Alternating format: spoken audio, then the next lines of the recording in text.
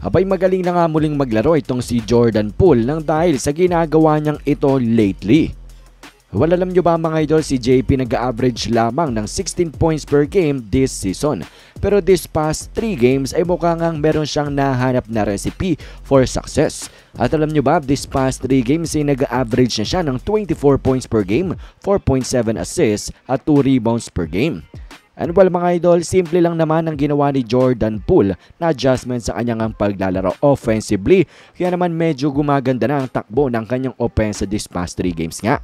And well mga idol, kung hindi nyo pa napanood yung video natin about dito sa topic na ito, well basically ang ginagawa dyan ni Jordan Poole mga idol, hindi na lamang siya panay pukol sa 3-pointer, mid-range. At actually, ang main attack niya na ngayon ay pag-drive nga sa basket. At may kita nyo dito sa kanyang shot chart mga idol, sa made shots ni Jordan Poole. Sa panalo nga nila against sa Atlanta Hawks ay most of his shots are inside the paint. At panoorin nga natin ang ilan sa mga highlights nito ni JP sa panalo nga nila 127-99 against sa Hawks, kung saan itong si Poole nagdala nga ng 20 points at very efficient 50% sa field. Panoorin natin ito.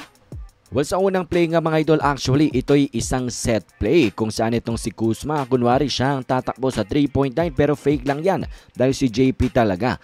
Kaya naman nagkaroon siya ng wide open 3-pointer at kapag ikaw wide open, wag mo na tanggihan yan. Pasok nga yan for Jordan Poole. And sa next play nga ay gandang basa niya sa depensa neto ni Bogdanovic matapos siyang makitang mag-help dito kay Gafford na may pinasa niya nga dito sa kanyang wide open teammate. Pasok yan. Next play naman natin by Jordan Poole, also playing defense, disrupting the passing lane na nagresulta nga mga idol ng end 1 easy fast break layup.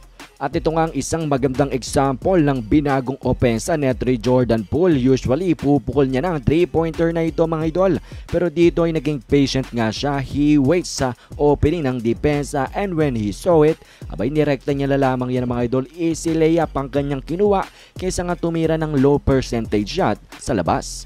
And for our next play naman mga idol, Jordan Poole on the fast break ay no chance. Etong si Trae Young sa mabilis na si JP, pasok yan and 1 pa. At pagdating naman dito mga idol, another chance for Jordan Poole to shoot the 3-pointer. Pero nang dahil nga medyo binago niya ng atake niya sa opensa, naging patient muna siya dito at ayun, sa pagiging patient niya, nakakuha tuloy siya ng easy layup. Next play naman natin dito mga idol ay Jordan Poole naman ay umatake pero siya ay napigilan. Kaya naman pumasa na lang siya, playmaking skills for Jordan Poole. One more play, Jordan Poole being patient sa opensa, hindi tumitira ng bad shots at dito nakakuha nga siya ng easy mid-range pull-up, pasok yan sa kanya. At yan nga mga idol ang talaga namang magandang pagbabago na ginawa ni Jordan Poole sa kanyang paglalaro na nagresulta tuloy na pag-average niya this past 3 games ng 24 puntos. So let's see mga idol kung ito ba yung mapagpapatuloy ni Jordan Poole dahil for sure magiging magandang resulta kapag pinagpatuloy niya ang gawain na to. Anyways mga idol, ano bang masasabi nyo dito? Komento nyo lamang ang inyong mga opinyon.